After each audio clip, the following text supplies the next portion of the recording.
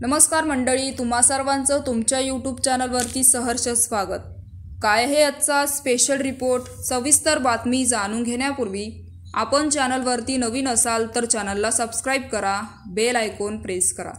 वंचित बहुजन आघाडी हा प्रकाश आंबेडकर यांच्या नेतृत्वाखालील पक्ष ज्याने 2019च्या लोकसभा निवडणुकीत चांगली कामगिरी केली होती, परंतु 2024च्या लोकसभा निवडणुकीत पक्षाची कामगिरी अपेक्षेप्रमाणे राहिली नाही।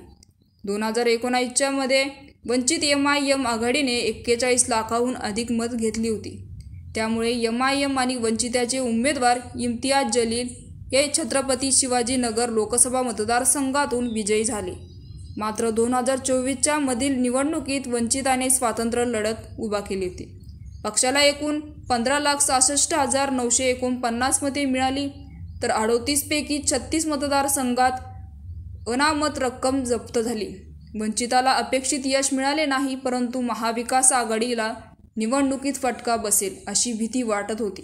परंतु महाविकास आघाडीने राज्यात लोकसभेच्या 30 जागा जिंकत दमदार कामगिरी केली, ज्यामुळे वंचिताच्या वाटचालीवर प्रश्नचिन्ह निर्माण झाले।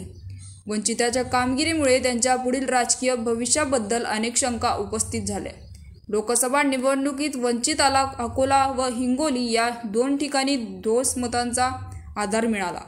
अकोला आणि हिंगोली या मतदारसंघामध्ये वंचिताला काही प्रमाणात मत मिळाली असली तरी इतर 36 मतदारसंघात वंचिताच्या उमेदवारीची अमान्यता जप्त झाली। अकोला मतदारसंघात स्वतः प्रकाश आंबेडकर यांचा पराभव झाला आणि ते 3ऱ्या क्रमांकावर राहिले।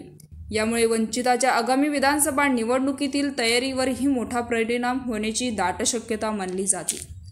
तर मित्रांनो, याविषयी आपलं काय मत आहे आम्हाला कमेंट बॉक्सच्या माध्यमातून नक्कीच कळवा आणि चॅनलला अजूनही सबस्क्राइब केलं नसेल तर चॅनलला सबस्क्राइब करा, बेल आयकॉन प्रेस करा।